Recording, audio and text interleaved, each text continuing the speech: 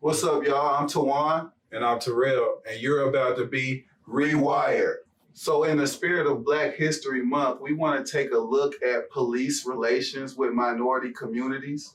But the rewire is the fact that we're not going to stop at the end of February. We're going to keep this going to the end of the year. Black History Year. Black History Year 2021. So I'm particularly excited to talk about this because to me, sometimes when you get things out that's inside of you, it's a therapeutic feeling. Catharsis. A catharsis. And I have had some bad experiences in my past, as I'm sure a lot of minorities have.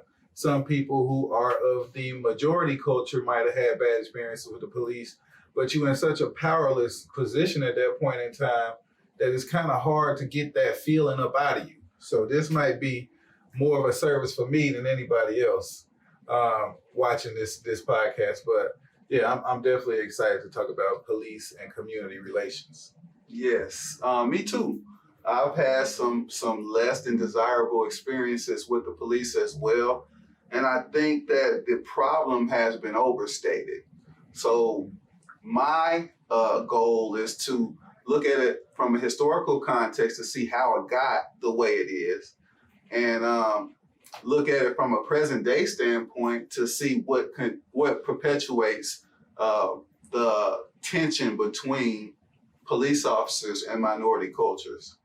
Definitely. And then after that, we're going to move on past the problem into a proposed solution.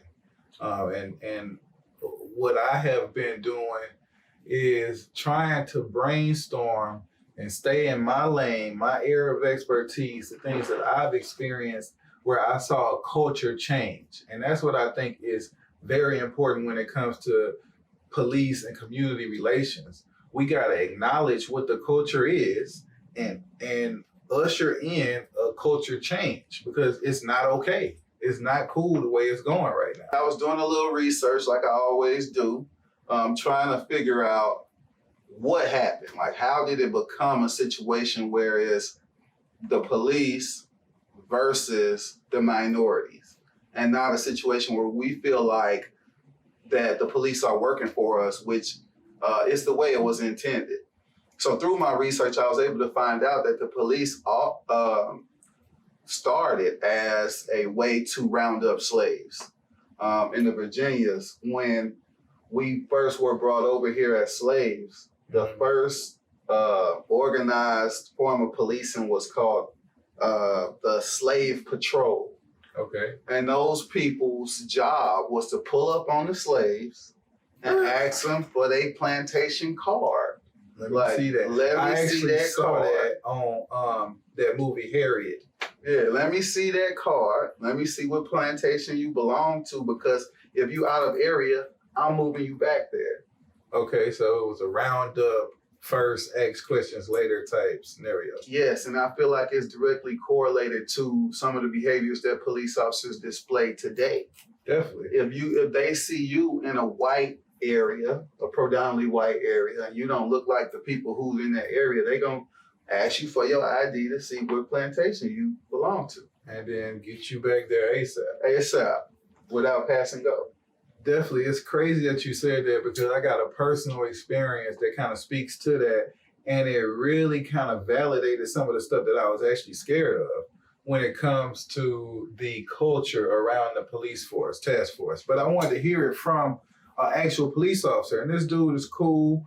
He lives not far from us. We run into him all the time.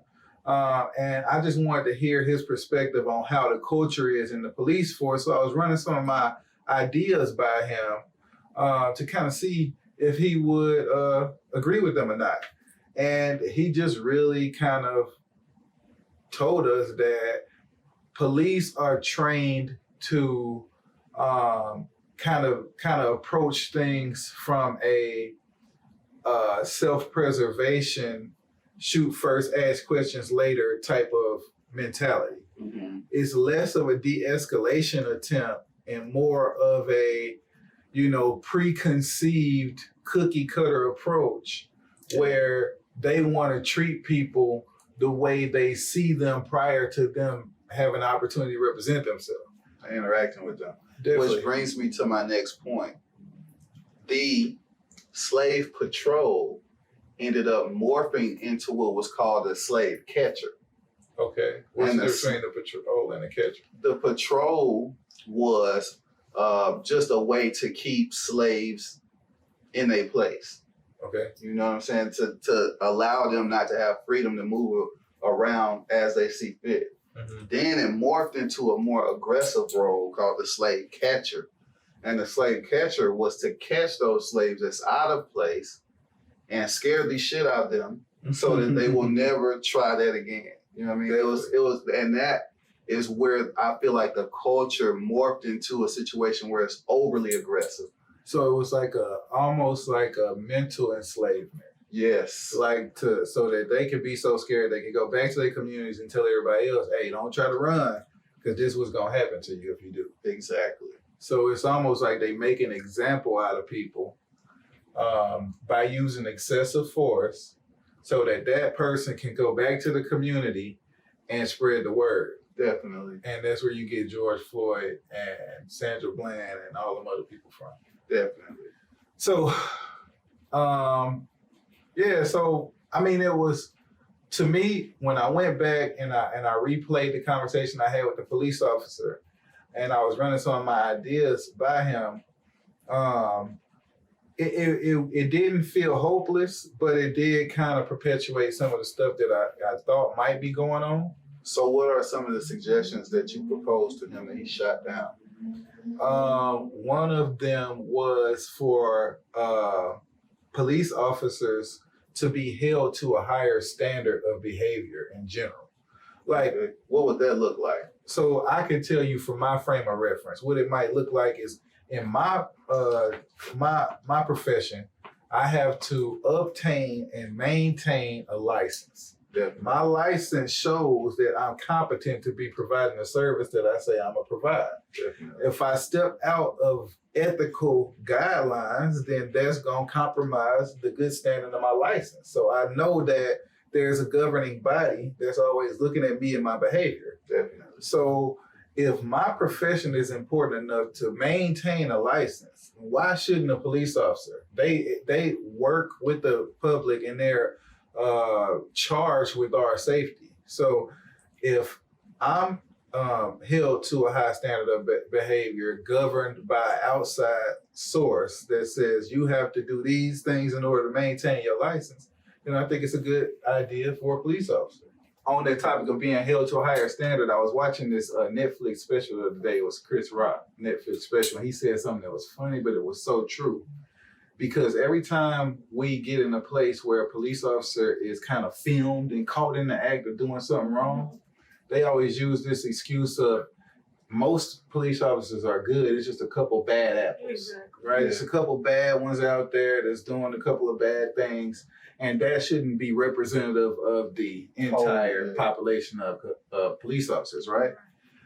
I'm like, okay, cool, I can get with that a little bit, but police officer is one of those professions where it's not okay to have a couple bad apples. Yeah, it's pretty Especially- important. It's pretty important, It's pretty especially important. a repeat offender. Like this dude just keep on going out there doing stuff that's excessive and inappropriate, and we giving him a bad apple pass. Definitely. Yeah, I don't think that's okay. Like if I went out there and I got some negative things being said about me, my license is on the line and I'm gonna have to earn it back. I ain't gonna say, oh, he's just a little bad apple. Right. Yeah. Let me get him back out there with some more clients. You know what I'm saying? And that's funny. That's funny that you put it that way because it brings me to my next point, which is what keeps it like this? Like what is perpetuating this problem? What barriers are there today that we deal with that keeps a divide between the police and the minority populations? I think it's what we just talked about. First, before we continue, let's welcome Miss Tierra Leanne. She made it. I'm sorry. She made it. She It was just been, trophy. flying and doing her thing, jet setting stuff. So, Traffic. She worked us Oh into my her schedule. God. That Atlanta traffic is Yes, pretty living in the bad. airport is a mess. I left at 4. I'm thinking I'm good. Like, Man, okay, I got a you- whole hour. I got dressed at the airport. You need that hour to get out of the Atlanta airport. You know what I'm saying? You need. You might be going red and it just turned blue, and they say, Well, you know. I mean, this topic is really good for you men or whatever. I mean, I definitely feel like women get affected, you know, like just like Breonna Taylor, we still have no justice for her. Like now it's to the point where first where the men was just facing the brutality and the, you know, racism and stuff. But now I feel like the police is even killing the women. So it's like, to me, you really just have to be careful and kind of think about your actions before you do things. Like, even if you know for a fact that you're doing something that you may feel like is right, but when you're battling with the cops or you talking to the cops, you have to learn how to really talk to them a certain type of way. And I think that's the difference between men and women. Like, when I get pulled over, like, I just got pulled over the other day, for instance, and I'm just like, okay, I was speeding. He was just like, you look like you about to cry. I'm like, I'm not about to cry, but okay. You know, in that moment, I'm trying to give them their respect and, you know, apologize. Mm-hmm. So I feel like sometimes when men get pulled over, it's so defensive. Like, what you do? Like, you can't be like that, because then they get defensive. So when it comes to brutality and it comes to the police system and, you know, all these calls and complaints that we're getting, we have to make sure that we're keeping ourselves in check too. True that. And I wanna agree with one of the points you made, where it's like an energy presented is the energy received, right? Exactly. And I agree with that. But here's the thing that I think maybe even a woman may not understand is when the police officer approaches you already scared of you, already looking at your physical stature, already saying in his mind that you fit the description of a suspect, then his energy towards you is already going to be something that puts your walls up. And then they interpret your walls being up as aggression when it's really more of a reaction. So what do y'all do when y'all get put over? Just give me one example. First thing I do is start sweating bullets. Okay, I'll be scared. Yeah, and then the next thing I do, first of all, just to give some advice, is to keep your hands where the police officer can see them. 10 and 2 on the steering wheel normally for me, or on the dashboard like this with fingers spread across, so they can see everything you're doing, every movement you're making. But that brings me to my next point, which is we really shouldn't have to go to great lengths to appease a person who is supposed to be working for us. Yeah. True that. True. And I feel like understanding what that police officer's motivation is will help us to interact with him in a way that would allow all of us to get out of this situation safely. Let me ask you this, as a woman, if you see, let's just say you're driving along, everything is good, you see the blue lights in your rearview mirror, is your first thought, oh shoot, I'm gonna get a ticket? Yes. Or is it, damn, I might die? Like, I might die today. Shoot, I'm gonna get a ticket. Okay. It's not like, okay, I'm gonna die, but at the same time, it's still, you still got that in the back of your mind. Like, I remember when that stuff happened with Sandra Bland around that time. Oh yeah, I used to think they gonna kill me. But now I'm like, I just don't want to get a ticket. Yeah. So it is kind of different for me, and I can see where y'all could look at the system and be like, dang, I thought y'all was here to protect us, but y'all really here to, you know, kind of destroy and demolish our whole culture. Like, this is crazy. They don't want to move out of that and into a new day where the police are not looked at as a threat. They looked at as somebody who's coming to help us out. We feel relieved when we see the police officer. So another thing I said to the dude is that police officers should be mandated to receive mental health therapy. They're doing that, I thought. They're about to start having mandated social workers and counselors on call for certain situations that's involving mental health issues instead of the police going in by themselves. I'm glad you said that, because that's part of the defund the police thing that was being pushed by the Democrats that got into the Senate. But that's not That's part of what I'm talking about, but not entirely what I'm talking about. The other part of that is, in order to be a police officer, you need to be sitting in front of somebody and emptying out your emotional reservoir. Yeah. Because when you approach a person, a situation, or a scenario, you bringing into that scenario everything that you've been exposed exactly. to. Yeah. So let's just say a guy or a girl or whatever got hired onto the police force today. Today is Wednesday, right? Right. By this time next month, they pulled a baby out of a burning car. They saw 2 dead bodies. They, put somebody in a ambulance from a car accident or something. By this time next month, they definitely got PTSD. Definitely. You know what I'm saying? So, Definitely. and then they pulling you over with all of that baggage, and you look like the person who just shot up the, what I'm saying, the corner store. Not only that, they bringing those experiences into the experience with you, and a lot of times they're not adequately paid, so that's an additional stressor on them, and that's another thing that's making them aggressive. Can you believe the police officer I talked to even disagreed with that? What? I said they need to pay police officers more. You know what I'm saying? Should. Like, it's a pretty important job, and anybody that has a livelihood to, maintain, they care about how much they make. You know what I'm saying? They gotta, feed their kids and everything like that. So professional people care about how much they make. Definitely. And he said, no, I don't think that's a good idea, because you're gonna have people coming and trying to be police just because they make a lot of money. No, it's already people trying to be police officers right now for the wrong reasons. That's exactly what I was trying to get. People who was bullies. Yeah. People who suffer from maybe being obese, or people that suffer from not feeling dominant enough, having them power struggles going on. Those are the ones that want to be the cops. So, I mean, what would be the difference if y'all getting paid a little bit more to take a little stress off of y'all, so y'all can really be out here patrolling and really taking care of the community? Definitely. You gotta take a look at what type of person would desire a job where you're interacting with people who don't like you. Right. You not making the average as far Salary. as the average salary as far as an American household is How much concerned. you think the police officers? Police officers in Georgia make from $29,000 to $58,000 a year. Yeah. $29,000 a year? That's less than $500 a week. Yeah, that's like fast food status. Definitely.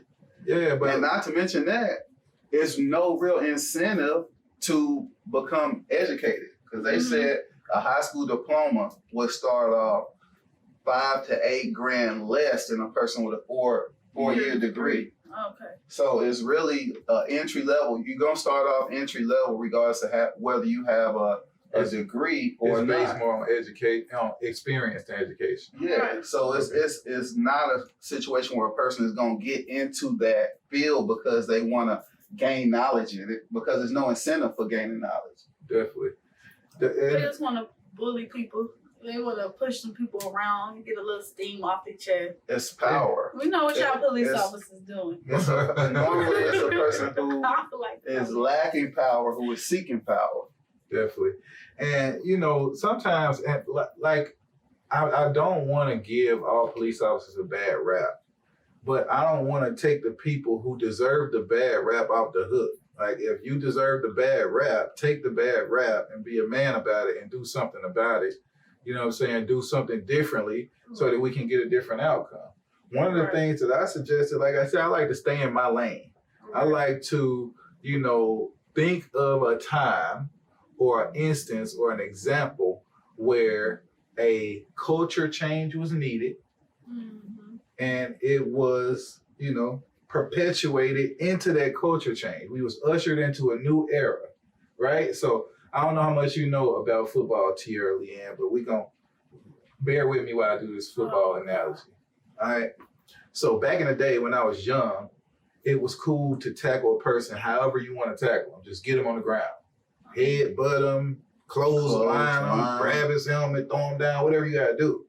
But then I don't know if you heard about all of this CTE research and all of the research about concussions and player safety, and it's a whole bunch of ex-NFL players who like committed suicide and had a whole bunch of issues after their playing career because nobody cared about their mental health during their playing career, and nobody was like making a push towards player safety. But now in the NFL, you can't breathe on a quarterback wrong, or they gonna make an example out of you. They ushered in a culture change. They had the bad apples isolated. They made an example out of the bad apples. They hit them where it hurt in their pockets and stuff like that. And now they starting to teach the youth from age 5. You ain't supposed to hit a person like that because you can hurt them. You can hurt yourself. Nobody ever said that when I was a kid because that wasn't part of the culture. So to me, it should be the same format for the police officers. First off, we got to acknowledge that a change is necessary. You know what I'm saying? Like, we can't keep sweeping this under the rug. It's been like the part that was baffling me, not to get off the subject, but we was like, police community relations is getting out of control. We can't take it no more. It's just getting too much, right? It's just too much now, right? It ain't no more than it's ever been. The only thing that's changing is the fact that we got phones and we can, record them now. This was happening more prevalently, you know what I'm saying, when our parents was our age and their parents was our age. So this ain't no new issue. We just keep on sweeping under the rug and thinking that it's going away. I remember the late 90s, early 2000s, we thought everything was cool because we wasn't catching nothing on film. Yeah. But I think, too, to fix it is, like Tierra Leanne said, more of a twofold approach because we have to teach our kids different, too. We got to teach our kids to, number one, respect the laws. Number two, respect authority in general. Yeah, right? respect authority in general. Number two, to respond to authority differently. Respond to redirection differently, especially if you knew you was doing something wrong from Jump Street. You should already be anticipating somebody saying something to you. Definitely. Instead of one of the things that I see in our community a lot, when a little boy is at school acting up, no matter what he did, the mama is running to the school taking his side. Definitely. Like, hey, you don't do my kid, you don't do my son like that. You ain't doing the other little white kids like that. So it's conditioning the child to go against authority. Yes, it's conditioning the child to buck authority, that mama is going to be there all the time to erase your mess ups, which is not the case because when you get 18, it don't matter how much your mama come up to the police station, you still going to get that good charge. Hey, well, and then it also makes you feel like, from a kid perspective, that I'm not held accountable for my behavior. Yeah. Like, I can do what I want to do, get in trouble, but somebody's gonna come bail me out at the back end, and that's an unrealistic expectation of life. Because, like he said, once you turn 18, it's over with. It's over. Everybody is held to the same standard. It's not a situation where you have a set of rules for you, and then everybody else got a set of rules for them. No, it's like one set of rules. So you need to learn how to live by that. Definitely. I feel like the legislators can do a better job too. Like obeying the law, following the rules and all that's cool. But we need the legislators to come in and make the laws to the point where it's realistic. It's not something where it's like, okay, you get pulled over and okay, let's say if you have a little weed on you or anything, you may have something small on you and you get charged for something that's just like so, I'm not going to say it's a bad thing because if it's the law, it's the law. But at the same time, it's like you have predators in prison, you have people in prison that murder people, and you also have people in prison that do minor So the punishment should fit the offense. It should fit the offense because it's going to be hard for me to feel like I'm wrong or to follow the authority if I feel like, okay, this is something that I done something that's this small, but I know somebody that did something that's this huge and they getting the same penalty or they getting penalized like me. Like, that's not fair. But y'all know where that comes from, right? That comes from that comes from The what we slave talked catcher. exactly. That comes from what we talked about initially is the I would. legal system. Oh yeah, the legal system came from a culture that was not representative of an equality culture. Right. It's almost like one set of rules for this, you know what I'm saying, group of people and a completely different set of rules for this group of people. And until we acknowledge that and, you know, see that as something that's not okay. We need help in that area. Yeah, like definitely. that's the definition of insanity. In order to get a different outcome, you got to do things different. Yeah. So even the perception, which brings me to a clip that I saw on YouTube. The perception of the police is different in minority cultures than it is in the majority culture. Even if it's something that's not taught, people, and in this case, I'm talking about a kid, was able to pick up on the fact that as a minority, this police officer is going to do more harm to me than good. So let me hide. I watched that video. The little boy, he was like 10 years old, hiding from the cops. Like, come on now, that's ridiculous. He shouldn't even have to feel that much fear coming from one police car passing by.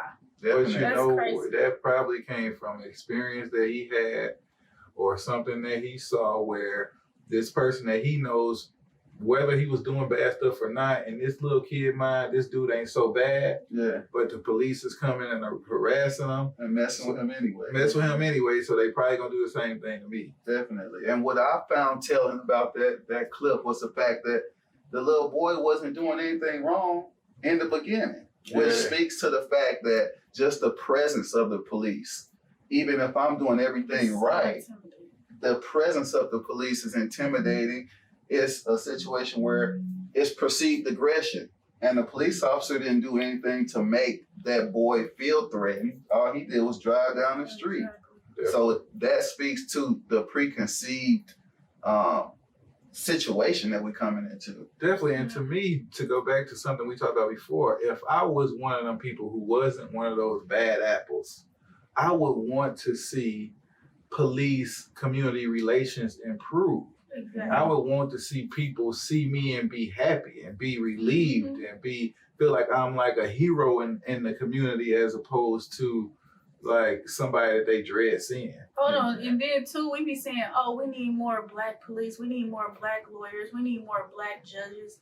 But sometimes, like I've seen black police officers, and it's ridiculous. No, get this for real. It's ridiculous because y'all switch up so much, and it's just like you would think that y'all want to look out for your people, but it's like when you get that badge, it's like you turn into a whole nother person. I got a philosophy. I don't understand that. Like I know y'all seen that before. Yeah, I got a philosophy. And it blow my mind. I'm too. like, dang, are you even black? That reminds me of a psychology concept.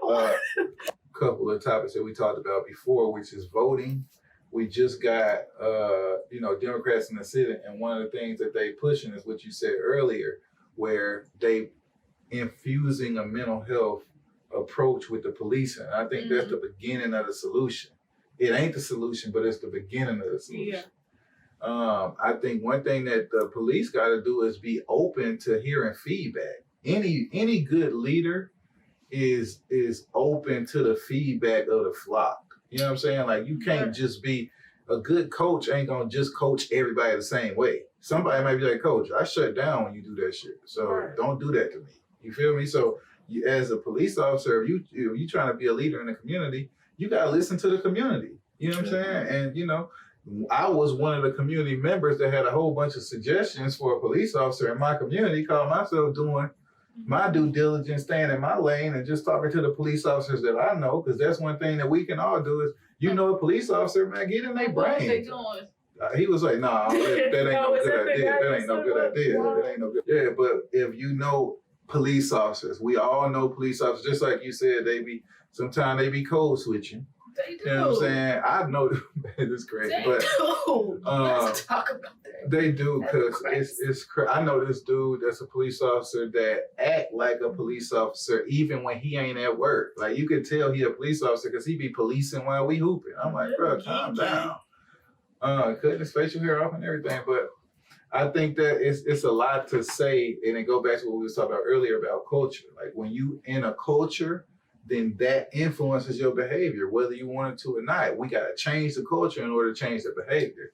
And we have to understand from a historical context how it got all messed up. In the first And I place. almost cussed on that one, but how it got all messed up in the first place and where the motivation comes from. If it's not the pay, if it's not the opportunities for advancement, if it's not working with people in your community, if it's not protecting, then what is it? And diversity training. Learn how to adapt to different cultures and different people. If you're a white cop, you need to learn how to work with Chinese, Black, Asians, whoever. They need to do a lot more of diversity training in the system so they will be able to adapt and not feel fear.